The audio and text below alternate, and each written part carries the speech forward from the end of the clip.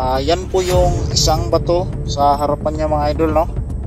At dito sa katabi niya ay mayroong isang marka na tinatawag na Catted Eye marker mga idol.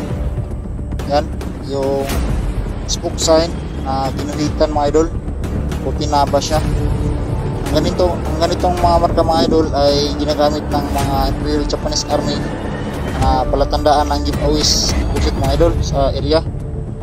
At dito sa kabila mga idol, sa likod niya, tingnan nyo yung sobrang laki ng bato mga idol, no? At sa itaas ay para siyang kanal.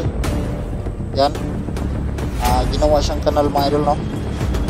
Ang ganitong mga marka mga idol ay ginagamit ng mga Hapon para magbigay ng direksyon ng tubig mga idol dun sa tinatago nilang deposito. Yan, dun sa ibaba. Yan po yung dig spot sa ibaba mga idol. Yan, sa parte na yan, kasi dyan bumababa yung tubig.